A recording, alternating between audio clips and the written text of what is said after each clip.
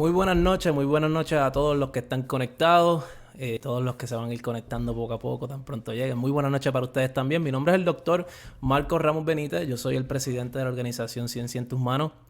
Y estamos muy contentos, ¿verdad?, de traer esta actividad para ustedes porque sabemos que hay muchas dudas con relación a la vacunación, muchas dudas con relación a la seguridad de la vacuna, cuáles son las estrategias de distribución en Puerto Rico, etcétera. Así que nada, mientras a más personas le llegue este video, mejor. Así que le exhorto, ¿verdad?, que empiecen a compartir este video en sus respectivas redes sociales para que más personas puedan llegar y puedan tener esta información. Tenemos un panel de expertos de primera que vamos a estar hablando sobre los diferentes temas en un formato bien interactivo para que poder también responder sus preguntas. Para los que no conocen de la organización, Ciencia en tus Manos es una organización sin fines de lucro que se dedica a esto mismo, a la comunicación científica en un lenguaje donde todos podamos entenderlo, porque nosotros creemos firmemente que no hay que ser científico para entender la ciencia, hay que tener el interés para poder perseguir, ¿verdad?, ese conocimiento, y siempre va a haber personas como nosotros y como otras organizaciones que van a estar disponibles y dispuestos a brindar esta información. Así que otra cosa que les quiero decir es que quiero agradecerle a todos los que están, porque el hecho de que ustedes se conecten y estén buscando información y educarse sobre este tema, dice mucho de ustedes, ¿verdad? Porque dentro de tanta desinformación, tanta controversia rondando en las redes sociales, buscar información certera y orientarse de fuentes confiables es vital, no solo porque nosotros como entidad podemos hacer hasta cierto punto, ¿verdad? Pero el mensaje depende de la amplificación que ustedes escuchen aquí y puedan darle a sus familias, de su familia a sus amigos, etcétera. Y todos tenemos que ser parte de esta campaña de educación que quizás comienza con nosotros aquí hoy, pero ciertamente no termina. Sigue expandiéndose a través de todo lo que ustedes puedan comunicarles de lo que aprendan aquí hoy. La organización Ciencia Puerto Rico, le agradecemos mucho a la organización Ciencia Puerto Rico por siempre confiar en nosotros, por ayudarnos y coauspiciar esta actividad, y también a la organización Voces, la Coalición de Inmunización de Puerto Rico, que ha coauspiciado esta actividad. Y qué mejor persona para hablarnos un poquito, ¿verdad?, de Voces y de qué cosas está haciendo Voces en este esfuerzo por la vacuna de COVID-19, que es su fundadora y directora Lilian, que la voy a traer por aquí para que dé un saludo a toda la audiencia.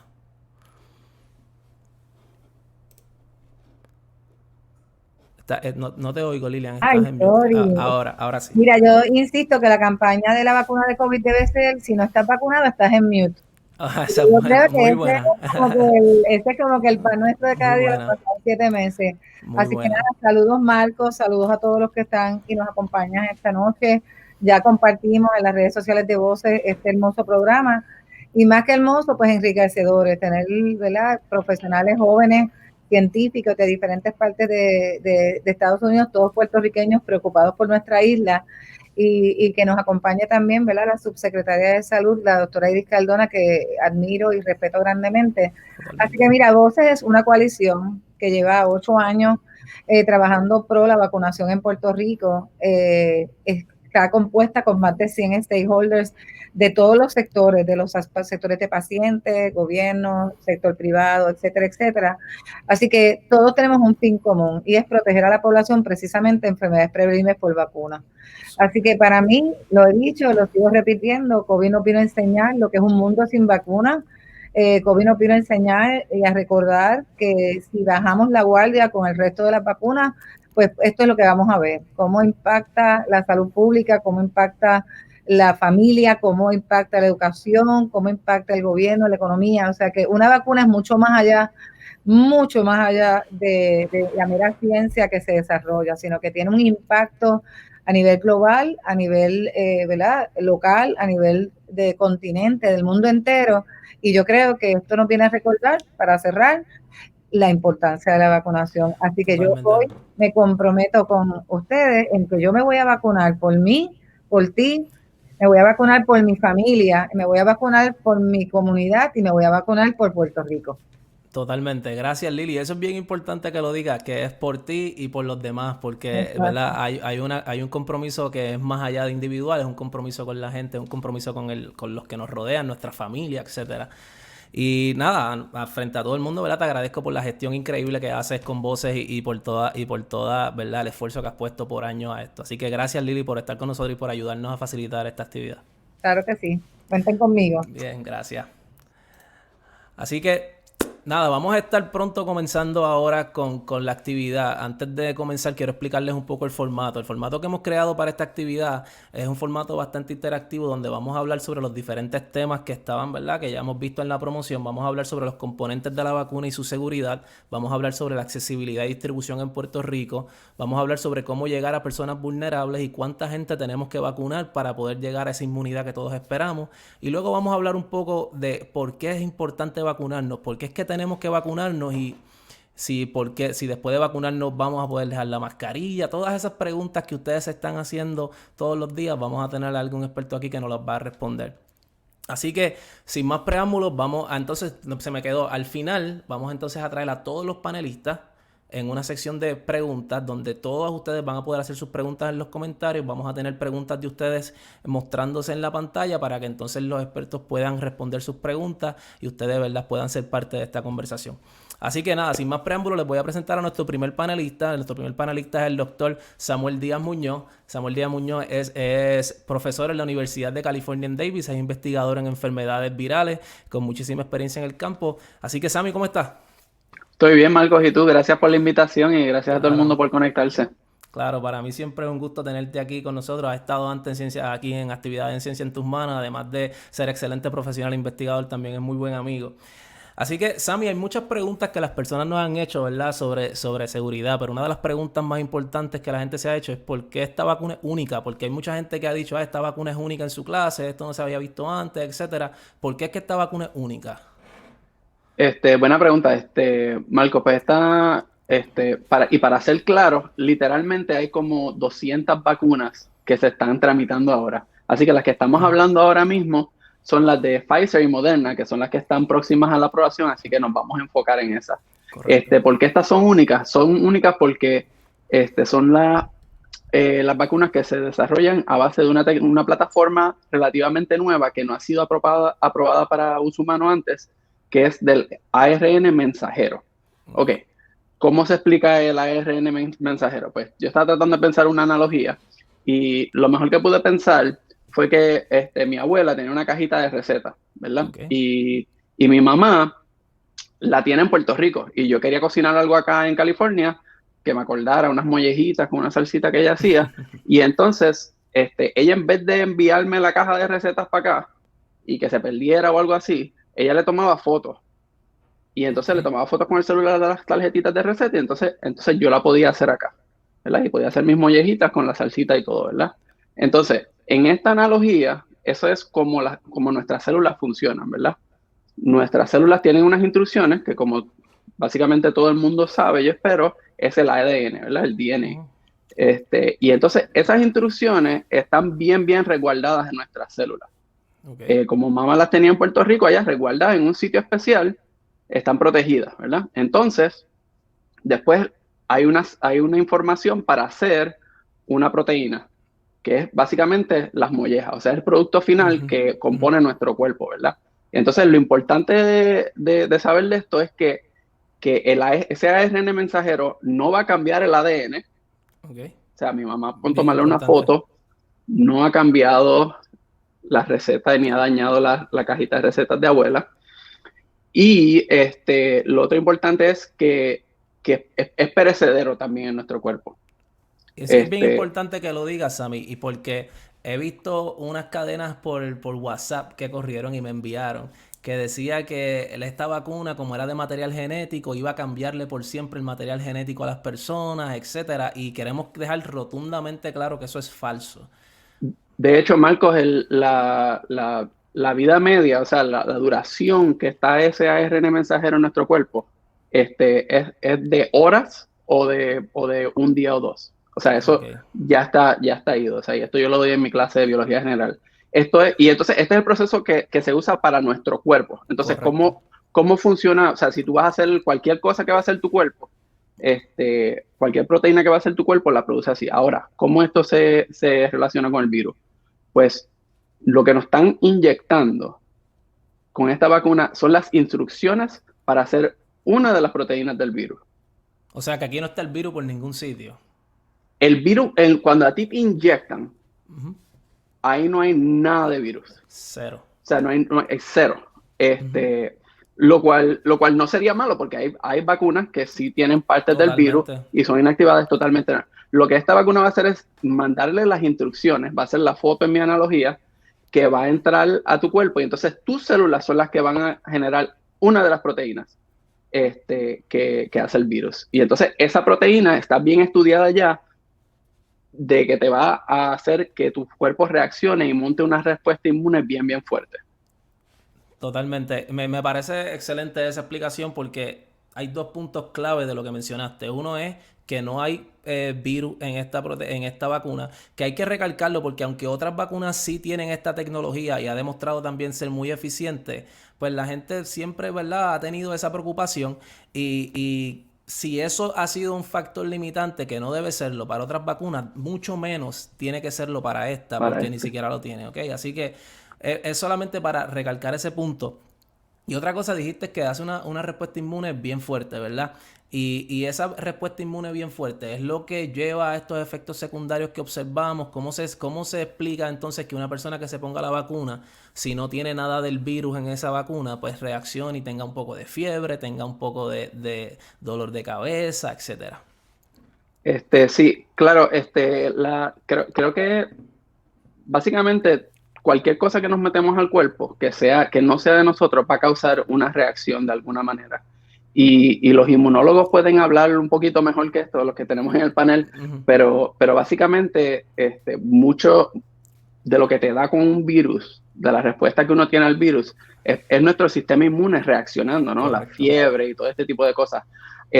Así que cuando te dan la vacuna, algunos de esos yo le digo la reacción, es porque en un cierto sentido es un efecto secundario, pero es un efecto que queremos, claro, porque tu sistema inmune está funcionando, ¿verdad? Ahora, hay vacunas que funcionan de distintas maneras y dan una reacción más fuerte en alguna gente que en otra y a través de las vacunas. Entonces, yo soy participante del ensayo de Moderna, así que les puedo hablar de propio conocimiento, claro, de que esta vacuna es una de las que como que pega más duro. A mí, por ejemplo, lo que me dio fue dolor en el brazo, aquí que si me tocaban estaba bien delicado. Me dio fatiga, sí me dio fiebre y me tuve que acostar un ratito. Y entonces, después de un día, ya, se fue. Y estoy recalcando esto para que la gente se prepare para lo que es este efecto. Y esta no es la única vacuna que tiene así. O sea, hay unas vacunas que también pegan así duro.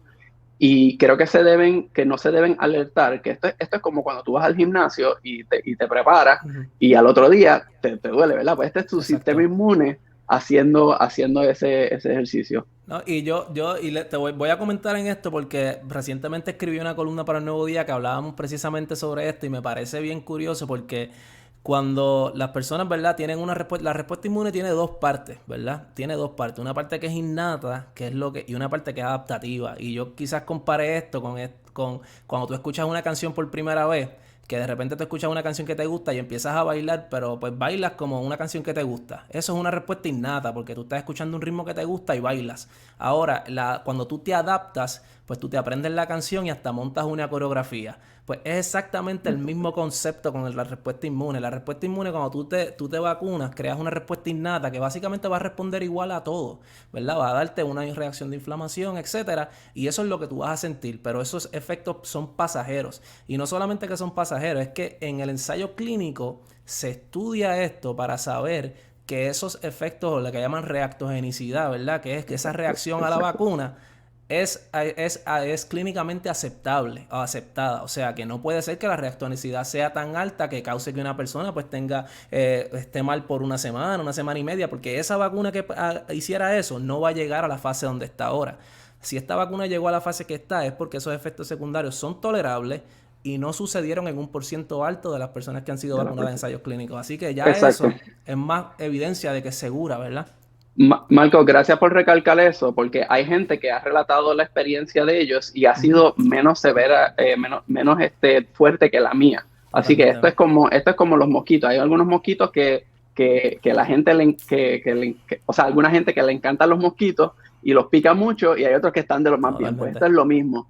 Pero quiero que la gente esté preparada y que no se asusten, que esperen eso y que planifiquen. Porque si son 2 papás y tienen a todos los nenes en casa, por ejemplo, pues vacune a un papá primero, el otro que descanse por si acaso, y después que el otro llegue, ¿ok? Así que vayan preparándose para eso, pero o sea, los efectos duran como un día a lo más, duran poco tiempo, y realmente, pues, o sea, si lo comparas con cualquier otra actividad como jaltarte de lechón y beber y todo eso, pues mira, se parece dolor en el brazo, te tienes que acostar, te da fatiga, ¿verdad? No, pero en serio, estén preparados. No, y es bien importante que lo menciones, Sam, porque aunque sea un % bajito, si 2% de las personas desarrollan fiebre, cuando tú vacunes millones y millones de personas, ese 2% son cientos de miles, ¿verdad? Así que si de repente empezamos a ver en las redes sociales, tengo una fiebre alta, no es que la vacuna sea mala, ¿verdad? Es que hay unos efectos que son normales y que han sido observados, están estudiados y reportados, ¿verdad? Y eso puede ocurrir, pero es como le escribí los otros días, sí. En este caso aplica que un poquito de dolor vale la pena, ¿verdad? Porque si te da un poco de dolor, pues tu cuerpo está reaccionando y pues sabes que al menos tu sistema inmune está reaccionando como debe a esa vacuna. Si no tienes nada o eres del grupo agraciado que desarrolla esa inmunidad sin ningún tipo de efecto de reacción, mejor todavía. Pero a los que sí le dé, hay que estar preparado y saber que es algo normal. Sammy, tengo una pregunta más para ti antes de pasar a nuestro próximo panelista. Y es una pregunta, ¿quién decide si las vacunas son seguras o no? ¿Quién tiene esa potestad? Bueno, la potestad final está bajo la FDA, pero lo que la FDA hace es que llama a un panel de expertos que no son empleados de la FDA. O sea, estas son gente que están usualmente en la academia, en hospitales, y son gente que tienen experiencia, son profesionales, y ellos hacen un informe. De hecho, hoy se publicó un informe que ese comité va a ver para la de Pfizer, y ellos básicamente van a evaluar y ellos van a dar su recomendación a la FDA. Okay. O sea que es importante que sepan que los que están evaluando esto y están dando una recomendación no son empleados de la FDA. Ahora, la decisión final sí es de la FDA. Y tampoco tienen nada que ver con la compañía, los que evalúan esto. No, tanto es así, Marcos, algo que la gente no sabe. Por ejemplo, nosotros los científicos estamos bien acostumbrados a, si yo hago un trabajo en mi laboratorio, yo controlo todas las partes, ¿verdad? Y yo controlo todos los datos y todo eso. Y si en un momento decido que quiero analizar esta parte o esta parte, pues lo puedo hacer. En esto es totalmente diferente. Aquí, básicamente, las compañías dan los datos y es un panel exterior que lo analiza. Durante todo el proceso. Durante todo el proceso, y ellos tienen que decir desde antes qué es lo que tú quieres buscar. Claro. O sea que esto está bien estructurado y realmente está fuera de las manos de la gente que hace la vacuna. Bien importante. Sammy, gracias por este ratito. No te vayas, pues ahorita vamos a tener a todos los panelistas de nuevo, así que quédate por ahí. Pero claro que sí, con mucho gusto. Muchas gracias por esta explicación. Gracias, Sammy. Dale. Súper, ahí tuvimos al doctor Samuel Díaz Muñoz. Ahora vamos a tener a nuestra segunda panelista. Nuestra segunda panelista es la doctora Iris Cardona Gerena, que es la subsecretaria del Departamento de Salud y también es la persona encargada de la accesibilidad, ¿verdad? De la distribución, etcétera, de la vacuna de COVID-19 en Puerto Rico. Así que más que un honor tenerla aquí con nosotros, doctora. Buenas noches y gracias. Contentísima de la invitación, agradecida por la invitación que me han hecho. Qué bueno. Mira, pues tenemos varias preguntas. Como usted sabe, una de las preocupaciones más importantes en Puerto Rico es cómo va a llegar a nosotros la vacuna, quiénes se van a vacunar, quiénes se vacunan primero, etcétera. Así que dentro de todas esas preguntas, ¿verdad? Hemos seleccionado algunas para hacer en esta parte, pero sé que van a haber muchas más en la sección al final. La primera pregunta es, ¿quién está encargado de distribuir, de recibir y de distribuir la vacuna en Puerto Rico? Bueno, el Departamento de Salud, a través de su programa de vacunación, está encargado ha tenido la encomienda de establecer este plan de distribución y administración de la vacuna contra COVID-19.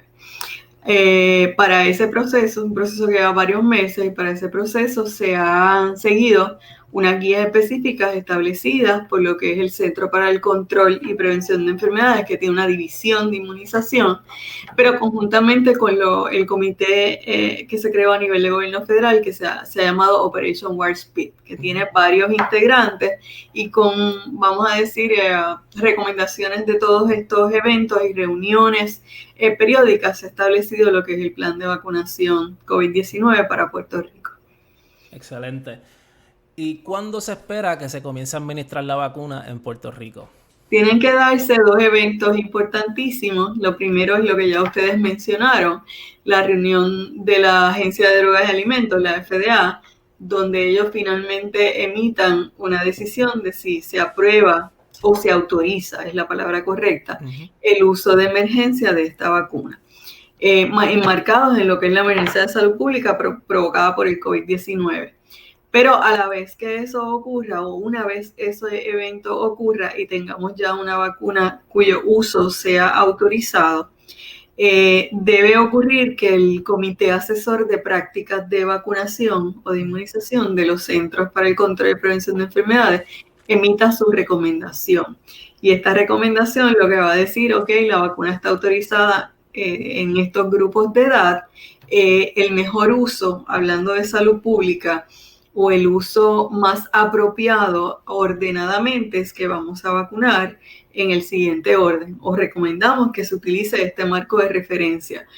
Mi frase de estos días para todos los que me escuchan es calma en el alma, que tendremos vacuna suficiente para vacunar a toda la población que necesite ser vacunada.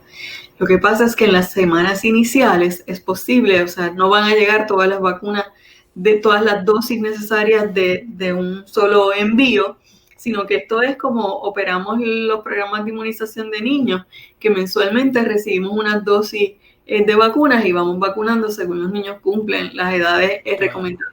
En este caso, como estamos en una emergencia de salud pública, queremos hacerlo lo más rápido que se pueda, pero ordenadamente y tomando todas las precauciones necesarias.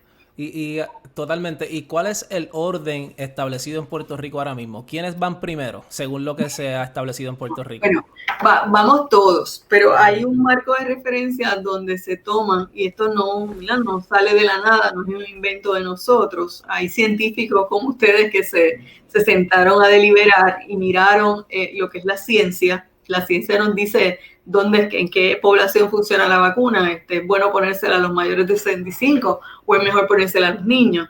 Y todas esas consideraciones salen de los estudios clínicos. Lo segundo que se tomó en cuenta es en este marco conceptual es lo que yo llamo la logística, la probabilidad de yo poder hacer una buena distribución de esta vacuna. Y lo tercero, pero no menos importante, es el marco conceptual ético. ¿Dónde funciona mejor la vacuna? ¿Cómo la puedo hacer accesible a las personas tomando en cuenta, o sea, la equidad que sea justa a esta distribución? Y entonces el marco de referencia de la bioética que me dice, tomamos en consideración, ¿dónde está mi población vulnerable? ¿Y qué es eso? ¿Quién es la gente que se está enfermando más? ¿A quién le está dando esto? ¿A quién le da más duro? ¿Quién tiene mayor probabilidad de contagiarse con el virus que causa el COVID-19, ya sea por el trabajo que tiene o ya sea porque vi el ambiente en que vive? Y de los que se infectan, entonces, ¿quién tiene mayor probabilidad de tener una complicación y que termine con una fatalidad? Así que todas esas consideraciones, y vamos a tu pregunta, se ha decidido que los trabajadores de la salud, todo profesional de la salud, pero iniciando con aquellos que dan servicio en los hospitales, deben ser vacunados en un inicio, deben iniciar la vacunación con estos profesionales de la salud. Iniciamos con los hospitales, pero se va moviendo entonces a todo el grupo de trabajadores de la salud que no necesariamente están en un hospital grande, sino que pueden estar en un centro de atención más pequeño o en una oficina o en una farmacia. Pero a la vez que hacemos eso, tenemos que proteger a nuestra población de mayor edad, empezando por aquellos que viven en facilidades de cuidado prolongado, esos que estamos cuidando, esos que necesitan el llamado assisted living en Estados Unidos, también se van a impactar en esa primera fase. Y entonces esa primera fase, pues sabemos que va a tomar unos meses, ¿verdad? La pregunta que he visto mucho por ahí también es, porque a la gente le gustan las fechas, doctora, como usted sabe, ¿para cuándo más o menos se espera que la mayor parte de la población en Puerto Rico, o que al menos que esté disponible para que si la persona se quiere vacunar, vaya y se vacune? El marco de referencia que estamos utilizando es que esta primera fase, que incluye profesionales de la salud, personas que viven en ambientes de confinamiento o de congregación, y otros profesionales sin los cuales la sociedad no puede funcionar como la conocemos, nos debe tomar, y esto es aproximado, es un marco de referencia, pero debe ser alrededor de 3 meses. Puede ser que sea una semana menos, puede ser que sean 3 meses y medio, claro, pero no necesariamente tenemos que haber completado todo ese ejercicio.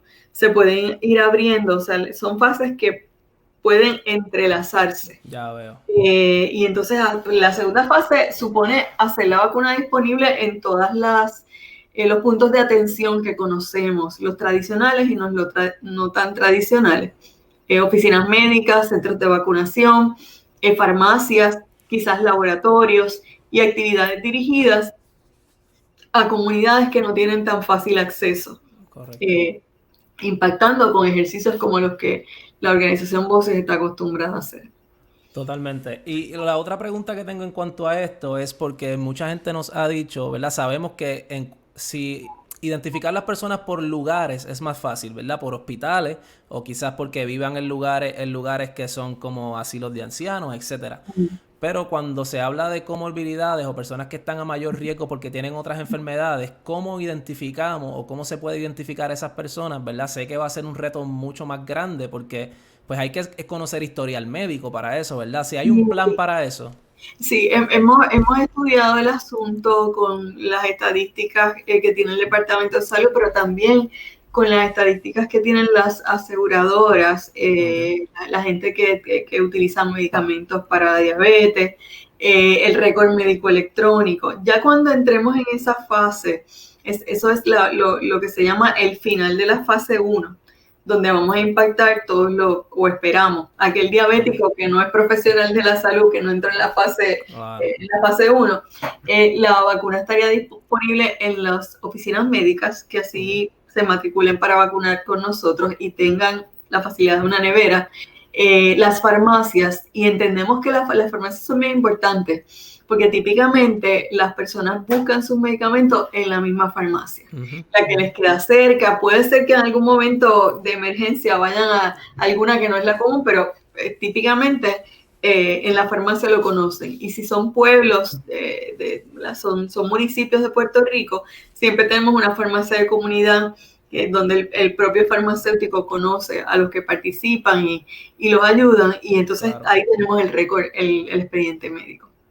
Tengo 2 preguntitas más para usted en esta sección y las demás las dejamos para ahorita, pero la otra pregunta que me han hecho mucho, ¿un patrono puede obligar a una persona a que tenga que vacunarse simplemente por el lugar donde trabaja, o eso no es posible, la persona tiene que querer vacunarse? Eso es una buena pregunta que en el futuro la podrían, ¿verdad? Puede ser motivo de argumentación, pero en este momento, donde la consideración es una vacuna cuyo uso está autorizado, enmarcado en una emergencia, pues tenemos dudas de que legalmente el patrono lo puede hacer. Yo pensaría que no, pero nuevamente no soy abogado.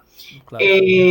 Eso es lo que te puedo decir. Hay unas consideraciones particulares en distintos tipos de trabajo, pero ciertamente si lo que esperamos es una autorización de uso de emergencia, esto va a ser un proceso voluntario. Y el trabajo que tenemos que hacer es que las personas entiendan, como dijo Lilian al principio, que esto lo hacemos por nosotros y por nuestras comunidades, por el bien colectivo.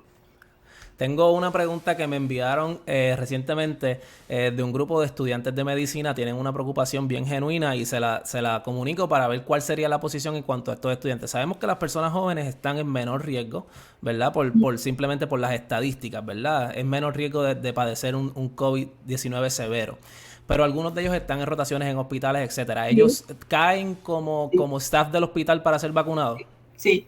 Staff del hospital es todo aquel que entra a dar algún tipo de servicio, así sean los médicos en entrenamiento, los que dan servicios voluntarios de acompañamiento y los estudiantes no solo de medicina, sino de todas las profesiones que necesitan hacer su práctica en el hospital. Eso está contemplado en nuestro plan. De hecho, tenemos alianzas con algunas de las escuelas de medicina en Puerto Rico y van a colaborar con nosotros estableciendo ellos mismos sus clínicas de vacunación. Excelente. Le debía esa pregunta a Luis Xavier Mayor, que es el encargado del sistema de rastreo en Ciales, muy buen amigo, y me dijo, podemos preguntar esto, y le dije que sin duda se lo preguntaba para ver cuál era la posición sobre eso. Sí, seguro, y qué bueno que mencionas la posición de él, porque todo aquel trabajador de la salud pública también está considerado dentro de esta primera fase de vacunación. Importante. Sí, todos aquellos sin los cuales la sociedad como funciona hoy día no podría estar, y estos sistemas de rastreo, estos grupos de epidemiólogos, estos grupos que están dando servicios a todos los niveles de entrega de alimentos, por ejemplo, todos están contenidos en esa primera fase. Son esenciales. Excelente, gracias doctora, de verdad, ha sido súper informativo y no se vaya, como sabe, vamos a estar ya mismo con todos los panelistas, así que 1.000.000 de gracias por estar aquí. Gracias por la oportunidad. Bien. Excelente, esa fue la doctora Iris Cardona Gerena, la subsecretaria del Departamento de Salud, ¿verdad? Aclarando muchas dudas sobre la distribución, accesibilidad en Puerto Rico, etcétera. Ahora vamos a tener con nosotros a la doctora Melissa Marzán, quien es epidemióloga y profesora en la Universidad Ponce Health Science University. La doctora Melissa Marzán. ¿Cómo estás, Melissa? Saludos, Marcos. Buenas noches a ti y a todos los que están conectados en este momento. Súper contentísimo de tenerte aquí. Sabemos, ¿verdad?, que dentro de toda su agenda apretada sacan un ratito para estar aquí con nosotros. Melissa, tenemos varias preguntas para ti también, más enfocadas, ¿verdad?, a esta parte de la epidemiología y de las comunidades. Y quizás podemos empezar hablando como qué mecanismos tú piensas que podemos usar para llegar a esas comunidades con la vacunación, ¿verdad? ¿Qué mecanismos pueden existir o se pueden implementar para llegar a esas comunidades? Es bien importante porque una intervención por excelencia en la salud pública es la vacunación para enfermedades infecciosas, y en estos momentos pues tenemos el gran reto de trabajar con la vacunación del COVID-19, ¿verdad? En espera de que entonces el próximo jueves podamos ver esa primera autorización que incluye a Puerto Rico. Yo creo que, Marco, es bien importante hablar sobre que en Puerto Rico, en los últimos años, nosotros hemos tenido múltiples emergencias de salud pública, ¿verdad?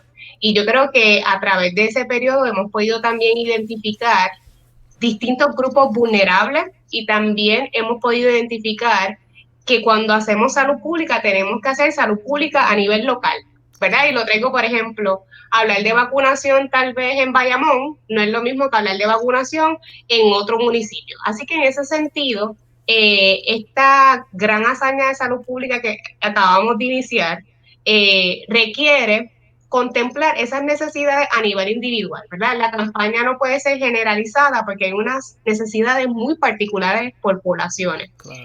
Y de hecho, la Academia Nacional de Medicina de Estados Unidos sacó recientemente un documento que es básicamente esas estrategias y esas lecciones aprendidas de otros eventos masivos de vacunación, incluyendo la pandemia del H1N1, que fue hace un poco más de 10 años, pero fue un evento que también, ¿verdad?, lo vimos aquí en Puerto Rico.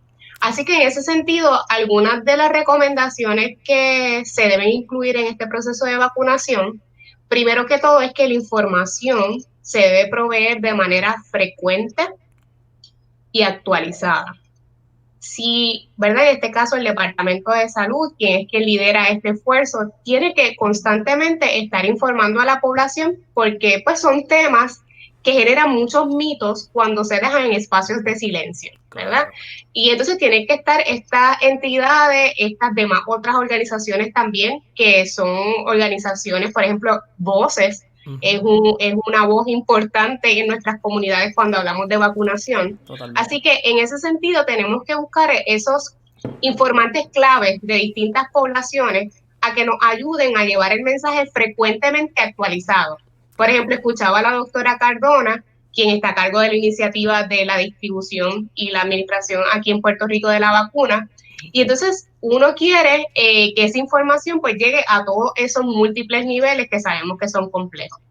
Otro asunto importante, y a veces la gente piensa que su pregunta no es lo suficientemente importante y no la hace, aquí todas las preguntas valen y eso se lo tenemos que siempre recordar a nuestros grupos de interés, a nuestros familiares, a nuestros amigos, cuando damos clases, todas las preguntas valen. Por ejemplo, hay gente que no se atrevería a preguntar cuánto cuesta la vacuna. Porque dicen, pues yo no voy a tener dinero para ponerme la vacuna, así que yo ni siquiera voy a indagar sobre eso. Pero es importante que sepan que en el contexto de la emergencia, pues la vacuna está financiada por los fondos federales, así que en ese sentido la vacuna va a ser distribuida libre de costo. Y eso es bien importante que la población lo sepa en este momento. Todo este esfuerzo va a comenzar libre de costo. Las campañas dirigidas a las comunidades en particulares, promover todas las estrategias que sean basadas en evidencia. Por ejemplo, este foro, este conversatorio tiene que pasar con más frecuencia porque todas las semanas la gente va a tener distintas preguntas. Totalmente. Y esto se convierte en un escenario donde la gente va a poder preguntar y va a poder tener información. Y algo bien importante, Marco, y yo creo que a veces se nos olvida, y cuando uno lo mira desde la salud pública, nosotros hablamos de transmisión comunitaria, hablamos de inmunidad comunitaria y que queremos protección comunitaria, claro, pero muy pocas veces nosotros insertamos a las comunidades en la respuesta de salud pública. Entonces queremos trabajar un asunto comunitario, pero la comunidad no está presente en ese proceso. Claro. Así que yo creo que algo que debería, ¿verdad? Una recomendación es crear juntas comunitarias, pueden ser juntas comunitarias por regiones de salud.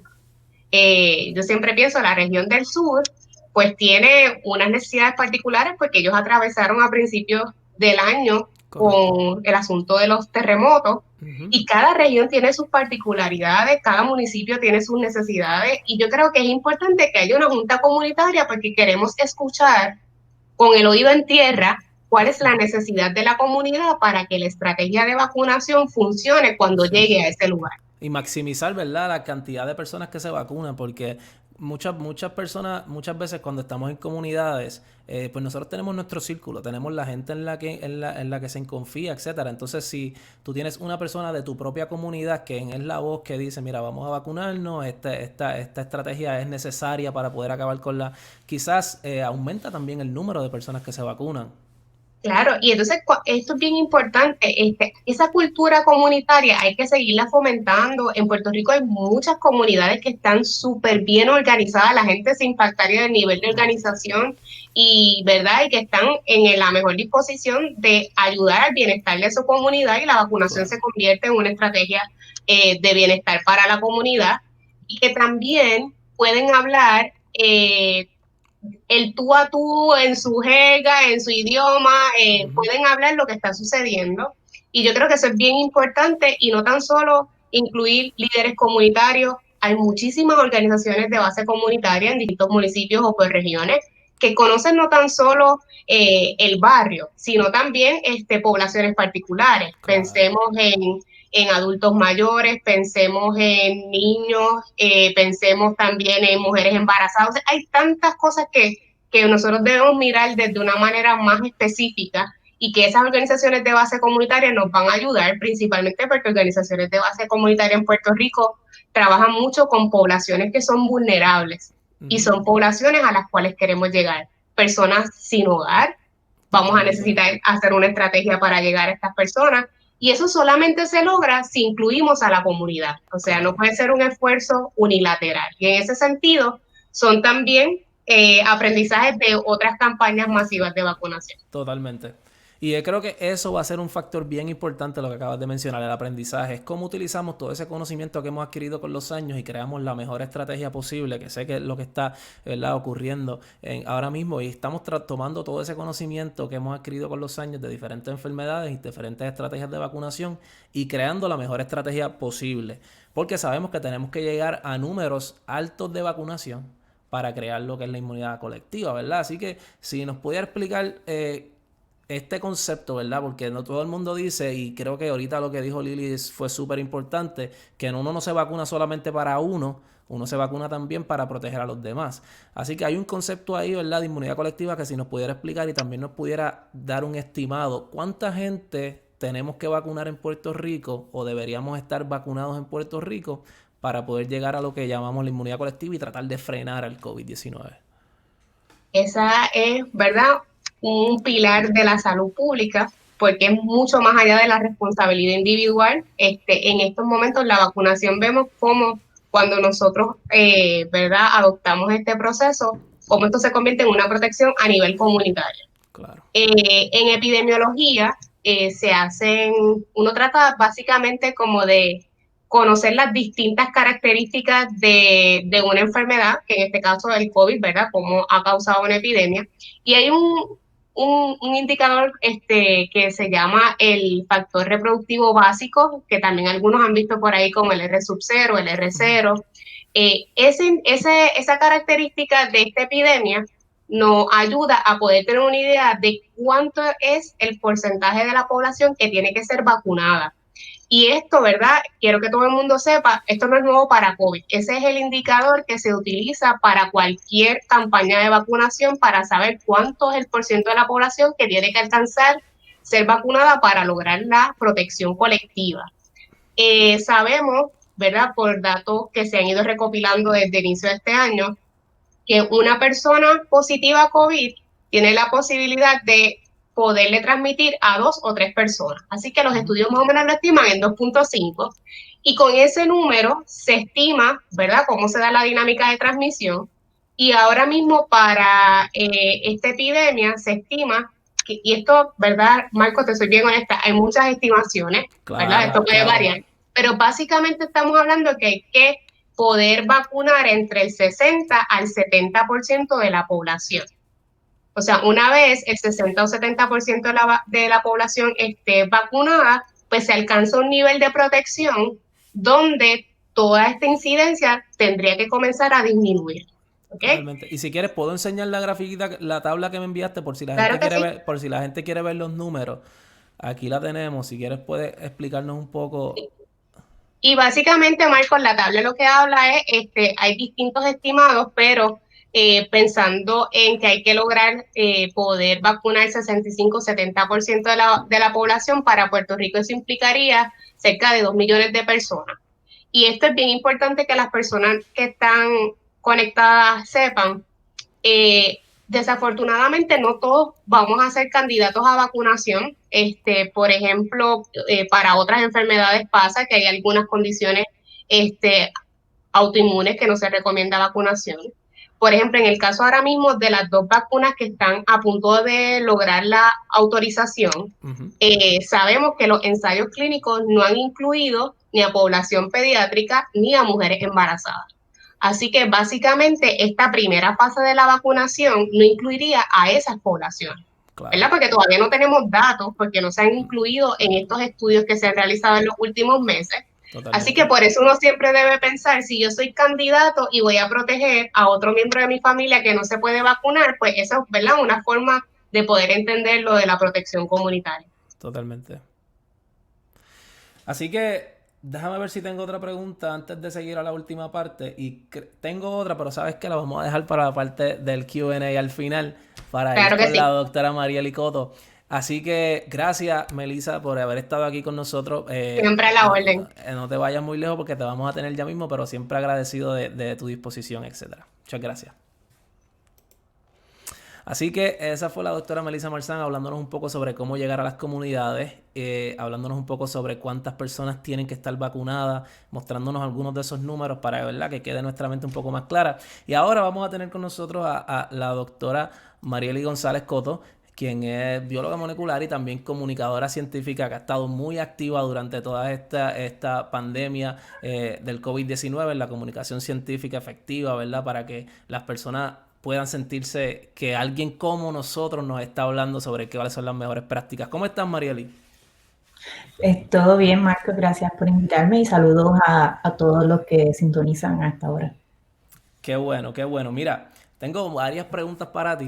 y las tengo, quizás son las preguntas más generales porque esto es lo que preguntaría alguien en las redes sociales, ¿verdad? ¿Por qué es importante vacunarse? ¿Por qué yo me tengo que vacunar?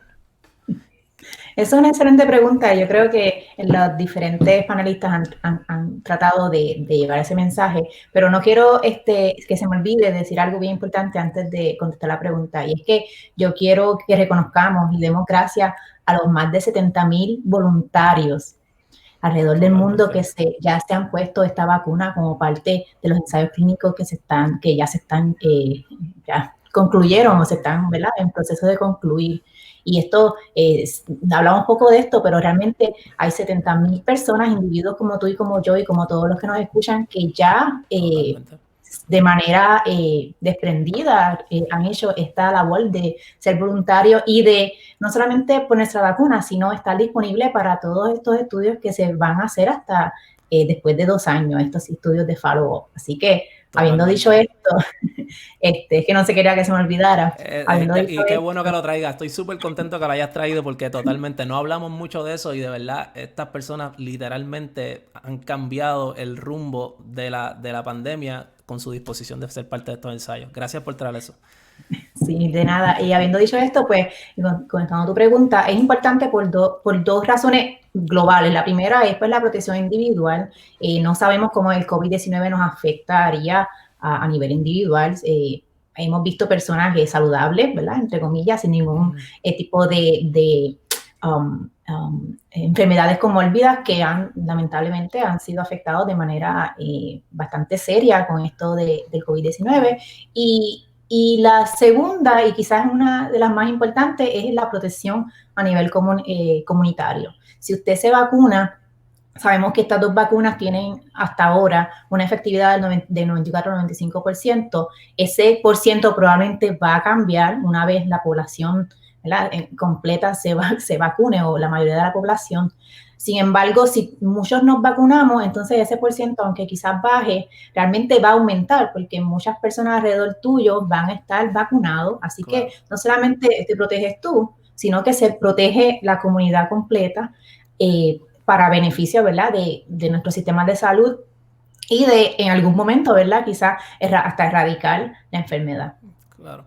Y me parece curioso que diga lo de radical porque hace poco estaba hablando con una de las personas acá en el trabajo y hablábamos sobre la posibilidad de que eso ocurriese con la vacuna, ¿verdad? Estamos ciertamente muy pronto para decirlo, pero el factor que habló Melissa Marzán, el R0, en conjunto con cómo la enfermedad se transmite, etcétera, hace que dentro de todo eso sea una posibilidad si alcanzamos números de vacunaciones lo suficientemente altos.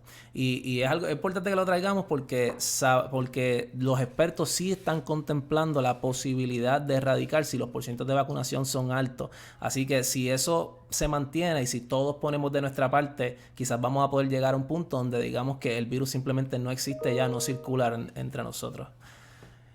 Mira, te iba a preguntar, si yo me pongo una dosis de la vacuna, ¿verdad? Porque la gente ha dicho, si yo me pongo una dosis de la vacuna, pero entonces no voy y me pongo la segunda.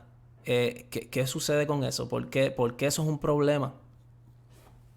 Mira, el problema fundamental de esto es que no se sabe, o quizás hay datos preliminares de cuán protegido tú vas a estar con la primera vacuna. O sea que si tú solamente te pones una vacuna, muy probablemente tienes una protección incompleta.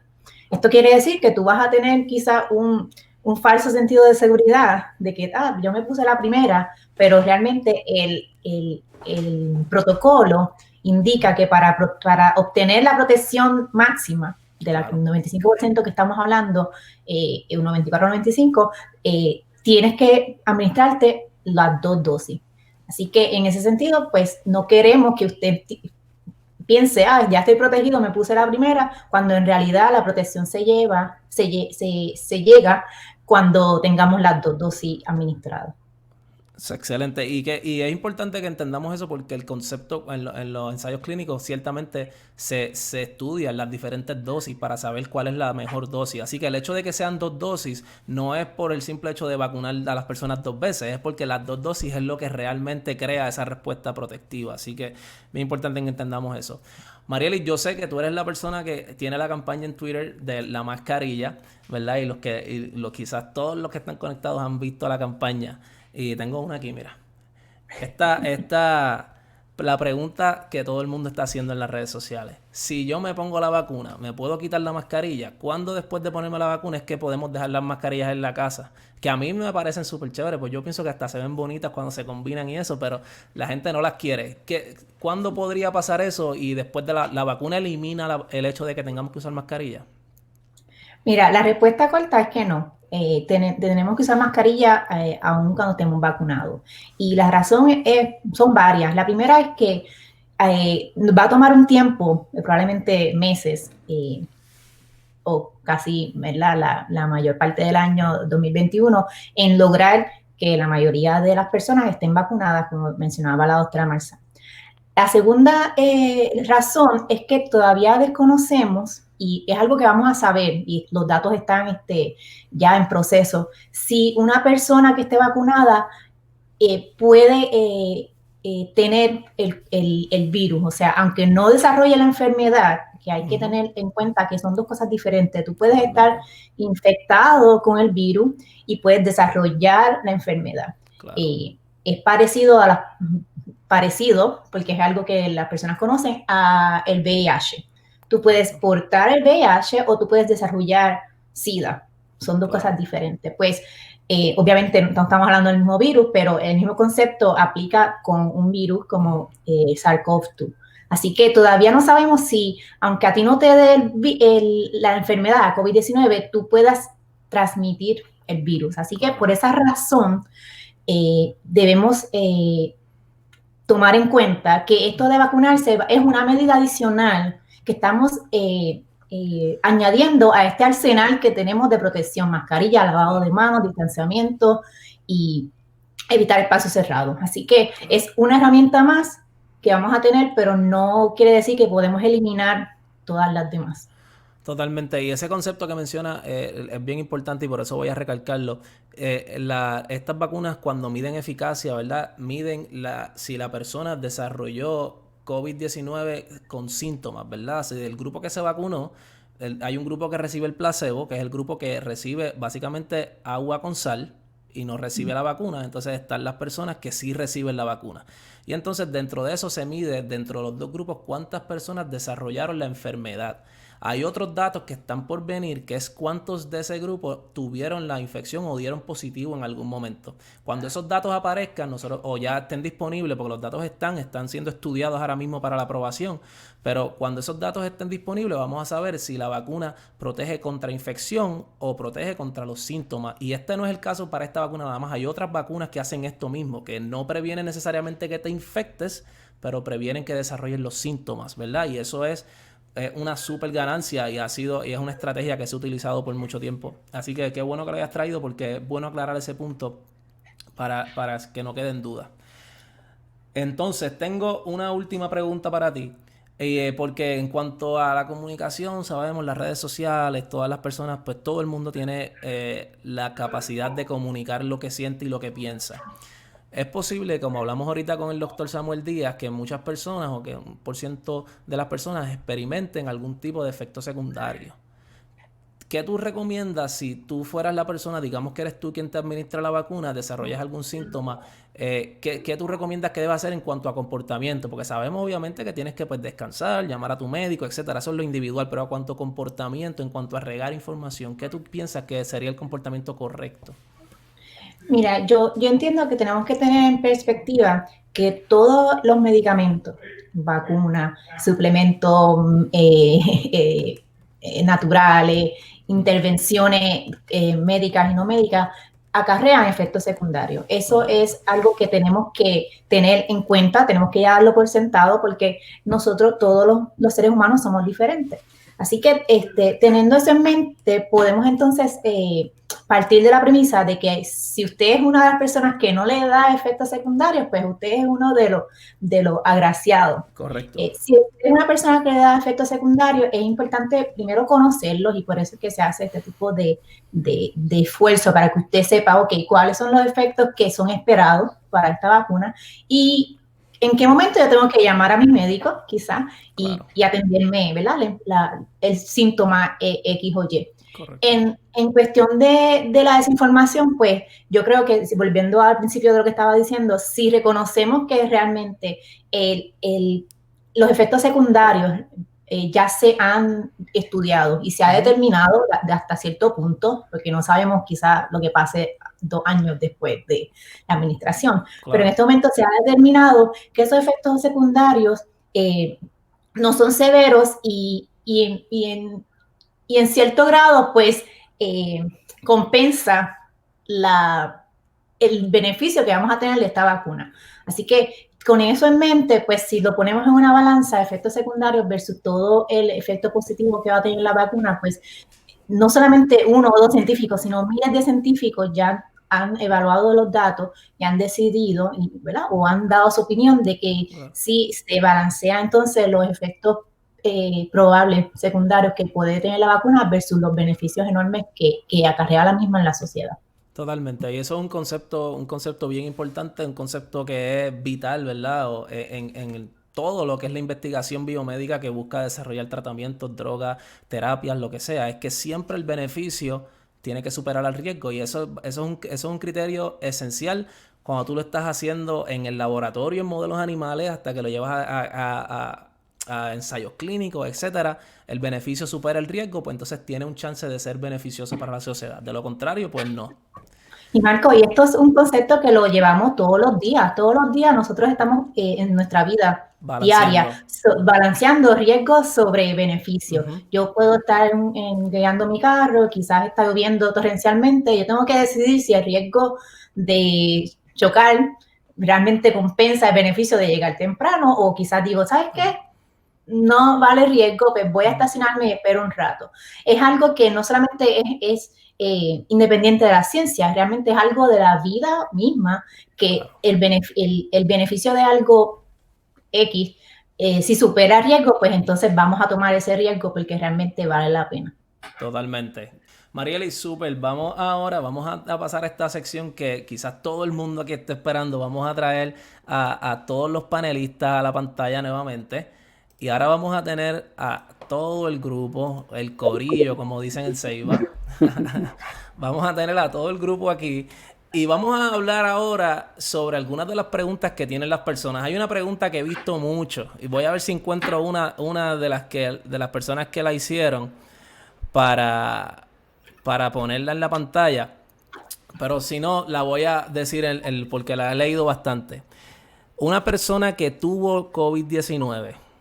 Una persona que se recuperó del COVID-19. ¿Se tiene que vacunar? ¿Se debe vacunar? ¿Sí o no? ¿Cuál es? Y quizás podemos empezar con la doctora Cardona, porque sé que quizás tiene una respuesta, porque me imagino que le han hecho esta un montón de veces. Sí, de nuevo, debemos esperar las recomendaciones finales de este Comité Asesor en Prácticas de Vacunación, pero la información que tenemos al momento es que sí se va a recomendar la vacunación aún en el escenario de que la persona haya tenido la enfermedad de COVID-19. Okay. Me gustaría explicar bien rapidito que esto no es nuevo. En el campo de las vacunas existen enfermedades que no te crean una inmunidad suficiente y se recomienda que aún habiendo tenido la enfermedad, pues la persona se vacune. Un ejemplo de eso es la tosferina, que a los niños le haya dado, administramos la vacuna a los bebés aún después de un episodio de tosferina. No crea la enfermedad, no te crea inmunidad suficiente. Otro ejemplo es la enfermedad invasiva por una bacteria que se llama Haemophilus influenza tipo B. Ustedes son muy jóvenes y probablemente han visto eso solamente en algún libro de ciencia, pero es una bacteria encapsulada que provocaba la muerte de muchos niños en Estados Unidos, en Puerto Rico. En mis épocas de estudiante veíamos 30, 40 casos mensuales y son bebés que se morían o quedaban con algún daño. aún haber padecido la enfermedad no te crea inmunidad suficiente, y eso es una de las consideraciones con COVID-19. Ahora bien, yo les pongo una pregunta a ustedes. También está dentro del marco conceptual ético que yo les hablé, de si tenemos inicialmente un suplido limitado en las primeras semanas de la vacuna. Los llamados a vacunarse inicialmente dentro de los grupos que ya mencionamos son aquellos que no han tenido la enfermedad. Aunque estemos recomendando que todos eventualmente nos vacunemos, porque esos tienen un poquito de inmunidad. Entonces, si tuviste COVID-19 y estuviste en el hospital o tuviste síntomas, te vas a tener que vacunar. Te vamos a decir que te vacunes, pero dale la oportunidad a alguien que no la haya tenido y de protegerlo primero. Esas son discusiones que están teniéndose ahora mismo en lo que van a ser estas recomendaciones. Súper. Marielis, cuéntame. Quería mencionar algo rapidito para añadir a lo de la doctora Cardona, que es que Moderna tiene datos de fase 1 donde compararon plasma de personas convalecientes versus plasma de personas que habían recibido la vacuna, y encontraron que las personas que recibieron la vacuna desarrollaron anticuerpos a un nivel mayor que las personas convalecientes. Ahora, hay muchas variables en este estudio. Uno de estos es el tiempo. Ellos trataron de machar más o menos el tiempo, pero sabemos que la protección contra COVID-19 va a disminuir a medida que pasa el tiempo. Pero menciono esto porque es importante que, aunque no se están haciendo estudios clínicos ahora mismo, no se han hecho, van a empezar a hacer estudios con personas convalecientes para ver seguridad, y ya está claro, ya se estableció que la protección es mayor con la vacuna versus con la enfermedad natural. Importantísimo. También, si podía añadir una cosa más, también es importante saber que muchos de los casos de COVID han sido asintomáticos. Y entonces yo tenía la duda de si la sospecha de si había gente que ya estaba en los ensayos clínicos, como he estado yo, que hubiesen tenido COVID, y resulta que sí hay, y se estima como un 10%, y en el documento que acaba de publicar la FDA hoy, hay una comparación de la gente que tuvieron COVID antes y después. Así que esos datos ya están. Así que sí, definitivamente se recomienda la vacuna. Claro, con los principios éticos que mencionó la doctora Cardona.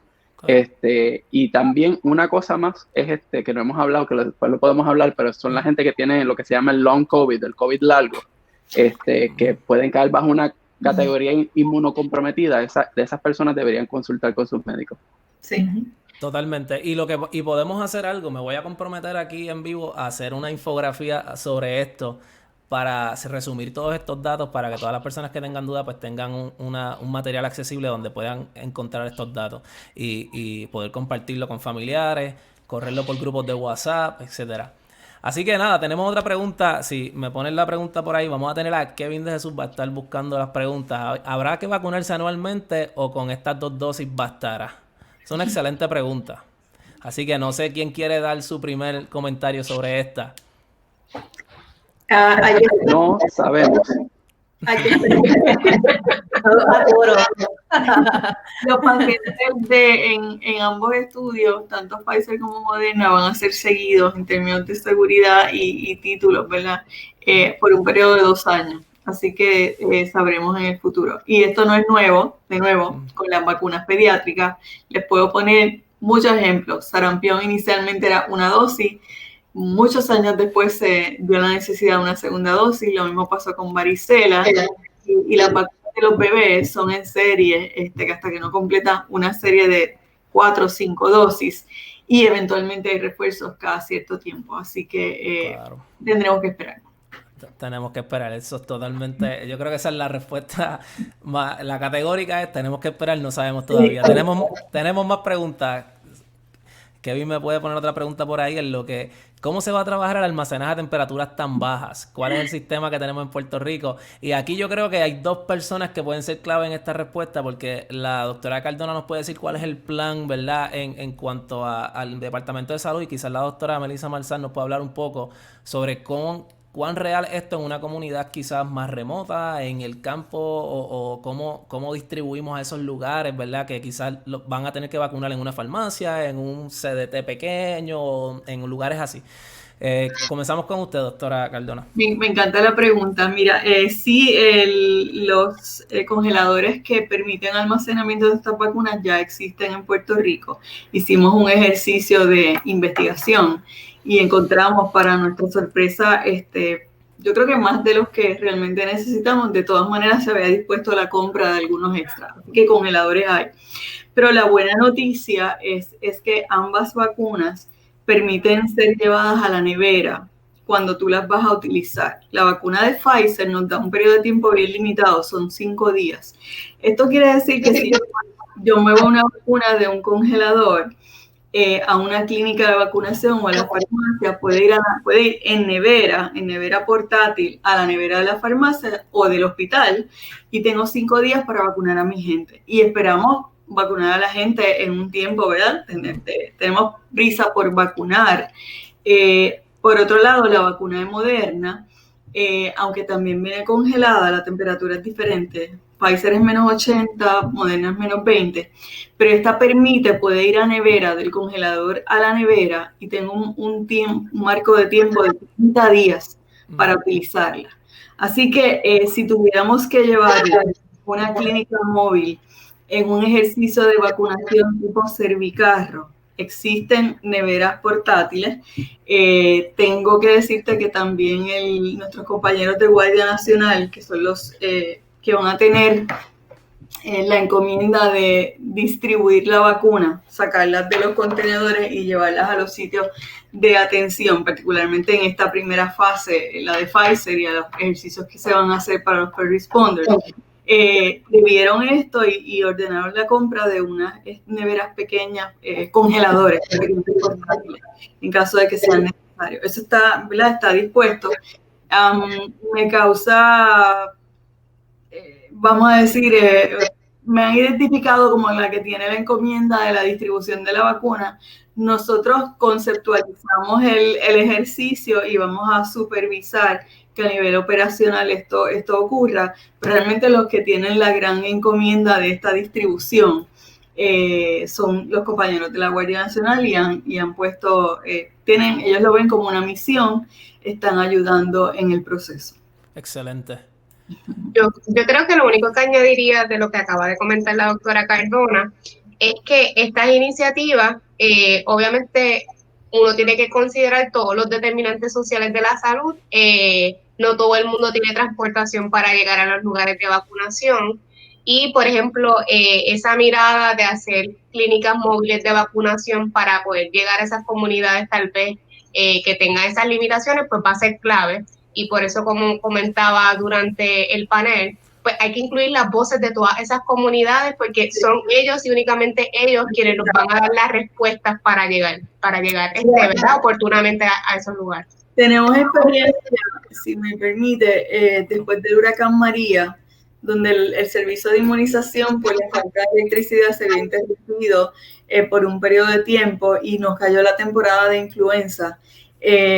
Un grupo grande de gente que incluye a las escuelas de medicina, el recinto de ciencias médicas, la organización Voces, el Departamento de Salud, pues, proveyendo las vacunas, fueron a comunidades remotas y lograron vacunar gente. Yo tengo una foto de una de nuestras enfermeras que la subieron para llegar a la comunidad, ya tuvo que, la subieron o la bajaron con una soga, como si estuviera haciendo rappelling. Wow.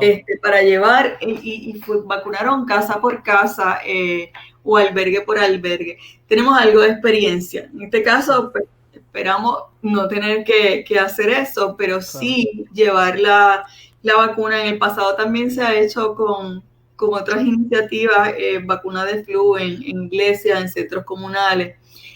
En esta ocasión, por el determinante del distanciamiento físico y las medidas de precaución que hay que tener, esperamos poder hacer eso en una modalidad donde se pueda, tipo Servicarro o en espacios abiertos, claro, para mantener, ¿verdad?, esa precaución. Excelente, y es bien importante recalcar, ¿verdad? Que el hecho de que la vacuna tenga que ser transportada a -80 o almacenada a -80 no significa que la vacuna tiene que estar a esa temperatura hasta Cuando 5 trabajamos minutos antes de llegar al brazo, ¿verdad?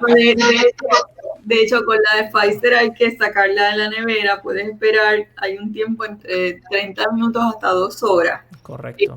Que alcance la temperatura, se reconstituye, es la palabra, se mezcla con una solución salina, y entonces tenemos un periodo de 6 horas para utilizarla. Si no la vamos a usar la sacamos del congelador y no vemos que se vaya a usar, hay que guardarla, no se puede volver a congelar, se guarda en la nevera y nos va a durar 5 días. Totalmente. Y lo otro que, para cerrar con esta pregunta, es que todo este proceso es un proceso que también se ha adiestrado personas, ¿verdad? Y se están adiestrando personas para hacerlo. No es que las personas que le van a administrar la vacuna es que no tienen ni idea de lo que están haciendo, ¿verdad? Así que... Correcto. Hemos hecho ejercicio con los profesionales, hemos tenido sesiones educativas virtuales. Esa es la ventaja de esta plataforma.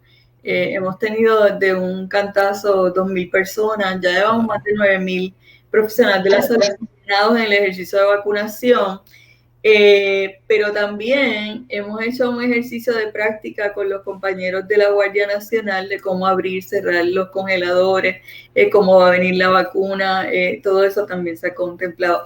Y les comento, porque hicimos un ejercicio de entrega de vacunas con CDC, se puso una orden hace como 2 semanas, y la semana inmediata después de Día de Gracia, se puso una orden de vacuna, se le dio tracking, la compañía Pfizer envió su contenedor congelado con hielo, con el equipo de jeringuillas, agujas que se necesita. Esa cajita donde vienen las vacunas, que se llama Thermal Chipper, tiene un GPS, tiene su termómetro, entonces no venían las vacunas, venía todo lo demás de la vacuna, claro. pero llegó al sitio donde se dispuso que llegara, o sea que el ejercicio funcionó muy bien. Excelente. Y Marcos, dime. Perdóname, y algo que yo creo que es bien importante que las personas que nos están escuchando sepan, la doctora Iris Cardona es una de las personas con el mayor peritaje, experiencia y compromiso para hacer esta gran encomienda. La doctora Cardona sé que estuvo envuelta con la pandemia del C1N1 y con múltiples campañas de vacunación que se han hecho en Puerto Rico, así que a mí me gustaría que la gente también supiera que la persona que está trabajando este andamiaje es una persona que tiene la experiencia y yo tengo toda la confianza en que obviamente ella está haciendo el mejor trabajo. Y yo creo que eso es importante que lo sepan porque a veces se crea mucha desconfianza en los procesos y todo el mundo empieza a crear sus propias historias, pero honestamente que confíe en el trabajo que está haciendo la doctora Cardona, que sabemos que es de muchísimos años y conocemos su compromiso, así que también aprovecho para agradecerle porque este proceso también es muy, muy ajetreado. Estamos en buenas manos. Muchas gracias, Melissa, muchas gracias, pero conmigo hay un equipo que lleva años trabajando en vacunación, o sea, no soy absolutamente yo, hay un equipo dedicado a este trabajo. Qué bien. Tenemos otra pregunta por ahí. El tiempo aproximado entre cada dosis. Sabemos, ¿verdad?, que esto se ha dicho y son diferentes para la de Pfizer y la de Moderna, ¿verdad? Varían un poquito. Así, Sammy, si me puedes decir un poco sobre cuál es el tiempo, creo que son 3 y 4 semanas, ¿verdad? Sí, exacto. La de Moderna son 28 días y la de Pfizer son 21 días, si mal no recuerdo. Exacto, sí. So, Pfizer 3 semanas y entonces la de Moderna 4 semanas. 4 semanas de separación. Y es bien importante que completen sus dosis, ¿verdad? Si usted se vacuna, es bien importante que obtenga la segunda. Con obtener una, usted no puede saber o no puede asegurar que usted está protegido, ¿verdad? Tiene que completar las 2 dosis de la vacunación. Tenemos otra pregunta por ahí. En lo que sale la otra pregunta, hay algo que vi mucho, que quizás es bien importante. Las mujeres embarazadas, lo sé que lo mencionamos ahorita, pero he visto mucha gente comentando 2 cosas: mujeres embarazadas y mujeres que estén lactando. ¿Cuál sería una recomendación para esas personas? Si es que existe alguna al momento. Quizás no existe la recomendación todavía y viene después de esta reunión del jueves, pero ¿qué se sabe hasta ahora? Hay una discusión ocurriendo ahora mismo, los estudios no contemplaron la población de embarazadas como ocurre con la mayoría de los medicamentos y de las vacunas. Sin embargo, hay otras vacunas que sí se han recomendado en embarazadas, como la de influenza y la de tosferina. Hay, sin embargo, una discusión intensa porque las diferentes sociedades médicas que tratan esta población, lo que es la Sociedad de Medicina Perinatal, el Colegio de Obstetras y Ginecólogos han levantado la voz en términos de que deberían ser consideradas porque es una población de riesgo para enfermedad severa. Claro. Sin embargo, tenemos nuevamente que esperar cómo viene la autorización y al final cuáles van a ser las recomendaciones del ACIP. Con respecto a las mamás lactantes, es importantísimo, no hay con excepción de la vacuna de viruela, ninguna otra vacuna, incluyendo las vacunas de virus vivo como sarampión y varicela, no están contraindicadas en embarazo. Así que yo pensaría, de nuevo tenemos que ver cómo viene la autorización.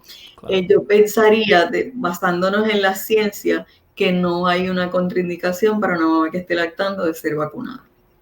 Excelente. Tenemos otra pregunta por aquí. ¿Qué pasaría si no logran vacunar el 70% de la población? Bueno, básicamente, esto funciona en que en la medida en que alcancemos mayor población que se vacune, el efecto que se va a tener es que vamos a empezar a ver menos incidencia, o sea, menos casos diarios. De hecho, la idea es que sean casos esporádicos que podamos identificar específicamente, ¿verdad?, que se están dando. Pero cuando no llegamos a ese nivel máximo de protección, pues vamos a seguir viendo brotes, vamos a seguir viendo esta dinámica de incidencia. Y una cosa bien importante, apenas vamos a cumplir ahora un año de la dinámica de COVID, así que no sabemos cómo pueden haber otras fluctuaciones que tengan que ver con los periodos, ¿verdad?, verano, etcétera. Así que en ese sentido, por eso la meta sigue siendo por lo menos llegar a ese nivel de la población, para básicamente todo esto que estamos haciendo ahora sea algo bien esporádico, que veamos los casos que se den, y obviamente cuando son esporádicos pues se hacen intervenciones tempranas en esos lugares y pues se puede ayudar a mitigar toda esta situación que hemos visto en los últimos meses en Puerto Rico y en el mundo. Totalmente. Algo que quiero añadir a eso es que he estado hablando, ¿verdad?, conversando esto con varias personas, y es que el tiempo en que se comienza la administración de la vacuna ciertamente también es oportuno, ¿verdad? Porque aunque se espera el aumento en casos, se ha esperado el aumento en casos durante el invierno, que es lo que estamos viendo, ¿verdad? Básicamente en todos lados los casos están aumentando. El pico de vacunación es muy probable que coincida con el pico, en la reducción en la curva que se espera para la primavera entrando el verano. Así que lo que se esperaría es que una vez esos casos empiecen a bajar, la vacunación aumente a tal nivel, entonces nunca volvamos a ver, si es que resulta que íbamos a ver otro aumento en el otoño, no se vea porque el gran por ciento de la población va a estar vacunado, entonces ese pico se va a reducir.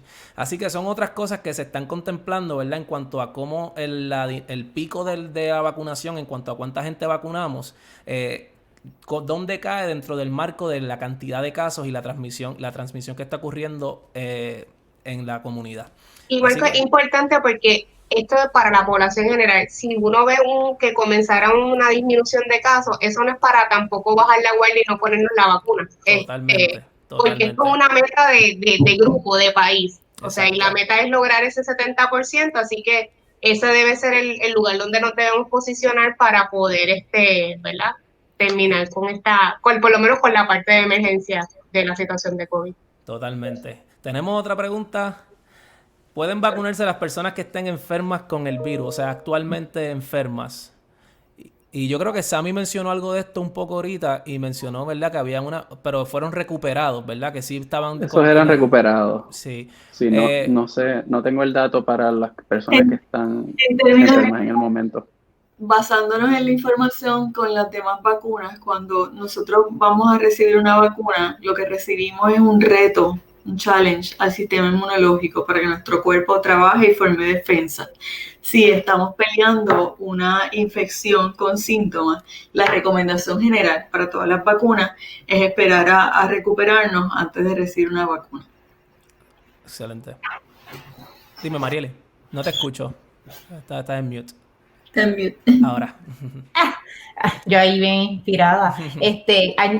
Añadir algo rapidito a eso es que en los ensayos clínicos de ambas vacunas hay algo que se llama criterios de exclusión, que quiere decir que hay ciertas condiciones, síntomas, etcétera, etcétera, que no permiten que la persona entre de voluntario. Y ¿verdad? En términos generales, si la persona presentaba algún tipo de estos síntomas, que puede ser COVID, como pudo haber sido influenza, como pudo haber sido un catarro común, en general, pues se excluye del estudio. Así que no se contempla que personas activamente enfermas hayan recibido la vacuna. Por lo tanto, dudo que entonces sea una recomendación, como mencionó la doctora. Así que no, definitivamente no entraron. También hay que entender, ¿verdad?, que las vacunas son para prevenir, ¿verdad? O sea, que usted al momento ya tiene la infección confirmada por una prueba de PCR, pues no sería indicado en ese punto. Exacto. Así que tenemos otra por ahí. Dame ver si tenemos otra pregunta. Puede ser que sí. Si no, buscamos una aquí rapidito.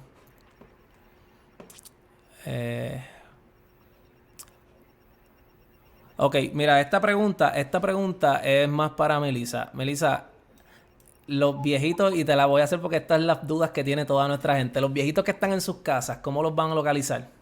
¿Cómo se localizarían esos viejitos para poder llevarles esa vacuna? Porque no están en hogares de ancianos, pero siguen siendo una población bien vulnerable. Eso es una excelente pregunta y por eso, ¿verdad? Es importante que las respuestas de salud pública tengan lo que se llama inteligencia epidemiológica, ¿verdad? Que se haya recopilado datos en este periodo. Sé que recientemente se hizo el estudio de cero prevalencia de Casper en Puerto Rico y allí hay información de las comunidades, pues es un estudio con la idea, ¿verdad?, de representar la población de Puerto Rico por las distintas regiones de salud.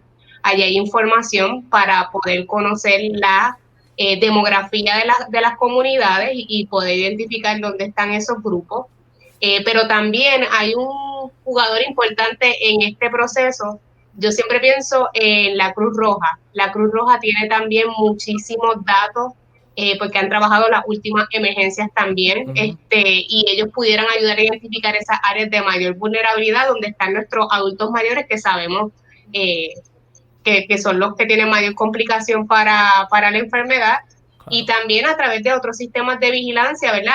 Esta información no puede ser fragmentada. Toda esa información tiene que depositarse en una misma mesa para poder identificar esos lugares y que pues sean los menores huecos los que se queden vacíos. Así que es una estrategia que obviamente va a llevar tiempo y que se tiene que ir renovando constantemente con información actualizada. Totalmente. Tengo una directamente para la doctora Cardona, que es cómo la persona sabe, o si la persona va a saber qué vacuna de COVID le van a poner. Si la de Moderna, si la de Pfizer o si alguna otra. Por ejemplo, en el momento que haya más de una disponible. No, está predispuesto que se le entregue información a la persona. Hay tres cosas que van a ocurrir. Una, se le da información de lo que va a recibir, de la vacuna que va a recibir. Hay un documento que utilizamos con todas las vacunas, lo produce el CDC, se llama Vaccine Information Statement. Ya se está preparando el de ambas vacunas porque se las especifica. Claro. Se va también a entregar una hoja informativa sobre lo que implica una autorización de uso por emergencia de salud pública, y la persona va a recibir también una tarjeta como la damos con las demás vacunas, donde ahí en esa tarjeta se dispone información del nombre del paciente, la fecha en que recibe la vacuna, la marca de la vacuna, el número de lote y la fecha de su próxima dosis. Eso está dispuesto. Eso, además de que el paciente se lo lleva en una tarjetita, realmente la data se exporta en una plataforma electrónica de información que a su vez se va a comunicar en caso de que lo tenga con el récord médico electrónico del paciente. Excelente. Todo está predispuesto. tengo una que he visto bastante, personas con algún inmunocomprometida o con enfermedades crónicas como lupus, HIV, entre otras. ¿Hay una indicación que exista para esto? Sabemos que mucha de esta información va a salir, ¿verdad? Luego de estas reuniones del jueves, etcétera. Porque básicamente todas estas cosas son las que la FDA va a hablar y va a poner cuáles son las recomendaciones, regulaciones, y les prometo que vamos a tener toda esta información disponible en Ciencia en tus manos. Pero algo que se sepa hasta el momento, algo que podamos anticipar. Lo que he podido leer del informe que salió hoy de Pfizer es que los inmunocomprometidos no fueron incluidos en el ensayo de Pfizer. Y entonces, pues básicamente, por lo general, y a lo mejor la doctora Cardona o la doctora Merzán pueden hablar de esto, por lo general nosotros nos vacunamos para que gente como que está inmunocomprometida tengan esa protección de rebaño de nosotros. Así que si usted no está inmunocomprometido y eso, usted no se pregunte si usted está en el 30%. Usted tiene que estar vacunado porque la gente que no queda vacunada son las que estamos protegiendo dándonos la vacuna. Esa es muy buena explicación, Samuel. Sin embargo, de nuevo tenemos que esperar las recomendaciones finales, porque en términos generales, las vacunas que contienen virus vivo atenuado no se recomiendan en la población de ningún paciente inmunocomprometido. Sin embargo, las vacunas que son las llamadas vacunas inactivadas, que no contienen, como en este caso, usted lo explicó muy bien, no contienen ningún material infeccioso, no suponen un riesgo para el paciente inmunocomprometido. Lo que sí puede ocurrir es que la respuesta inmunológica en un sistema que está más debilitado, pues no sea la mejor. Pero de nuevo, para esas poblaciones especiales tenemos que esperar ese pronunciamiento final del Comité Asesor en Prácticas de Vacunación, que esperamos que lo tengamos ya la próxima semana, si Dios quiere. Totalmente. Ok, tengo una última pregunta para entonces ir cerrando esta maravillosa conversación. De verdad que yo he aprendido un montón en esta conversación. Y yo con ustedes tengo la última pregunta. ¿Para qué edades se estudió la vacuna y se espera que esté disponible para administrarse? Yo creo que ninguno estudió niños, si no me equivoco, ninguno estudió niños. Depende cómo definas niños. En el estudio de Pfizer se incluyeron de 12 a 16 y están empezando, creo que Moderna también está empezando y tienen aproximadamente 3,000 ya registrados. Okay. Inscritos en el ensayo. Pero creo que está limitado los datos que tenemos de 12 a 16 comparado a 18 a 65, que creo que es el rango de la mayoría.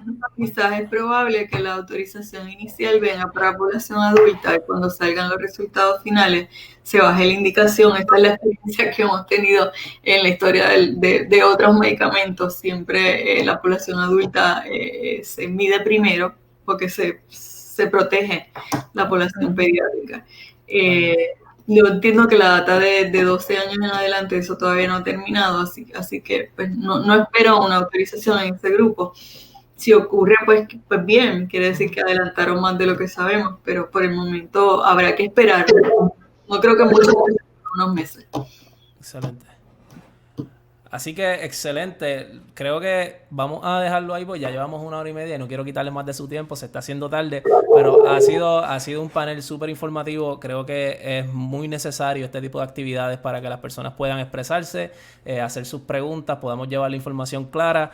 Más que agradecido por haberlos tenido aquí y que hayan dicho que sí a esta actividad. Le aprovecho para decirle a las personas, ¿verdad? Los que aún no siguen a la organización Ciencia en tus manos, nosotros básicamente nos dedicamos a esto, a crear actividades como esta, para orientar al público, hablar de la ciencia como lo que es, parte de nuestra vida, hablar sobre esto porque nos afecta, tenemos que conocerlo, así que para eso es que nosotros estamos y también hacemos actividades para estudiantes de todos los niveles, creamos actividades de educación para estudiantes de high school, de escuela elemental, de escuela intermedia, de bachillerato, estudiantes graduados y hasta residentes. Así que hacemos actividades para todos los niveles de educación y entrenamiento y contamos con ustedes. Ahora mismo aprovecho para decirles esto a las 900 tantas personas que están todavía aquí. Estamos en una campaña de Navidad ahora mismo. que esta campaña de Navidad se llama Navidad en tus manos. ¿En qué consiste? Estamos buscando 1,000 personas que donen $5 a la organización, y estos $5 que usted done, de estos $5 que usted done, se van a utilizar para la creación de eventos como este y otros muchos eventos educativos que creamos. Y en adición, $5 de cada 50 recolectados se van a usar para enviar cajas y regalos a los niños para que puedan explorar la ciencia. Hoy mismo, antes de empezar esta actividad, llegué del correo y ya enviamos las primeras cajas, así que ya los primeros niños van a recibir sus regalitos. Así que esperamos tenerle fotos y eso pronto, pero saben que pueden ayudarnos, ¿verdad? Porque estas organizaciones trabajan para el pueblo y pues necesitamos de su ayuda para que esto pueda seguir ocurriendo, y le agradecemos muchísimo a los que puedan, ¿verdad?, aportarnos y darnos la mano en eso. Excelente. Así que nada, ¿cómo? Los felicito por esa gesta tan linda que están haciendo. Gracias. Y encantada de que me hayan invitado y espero que me van a invitar en el futuro. Sí, es un honor para nosotros saber que contamos con tenerle aquí en otras ocasiones. Así que nada, 1,000,000 de gracias. Vamos a dejarlo hasta aquí. Así que gracias a todos los que se conectaron. De nuevo, gracias a todos los panelistas. Y sabemos que esta es la primera, pero no va a ser la última actividad en la que podamos estar hablando sobre estos temas. Que tengan todos buenas noches. Buenas noches, gracias. Gracias, Marco. Buenas noches. Bien. Bye.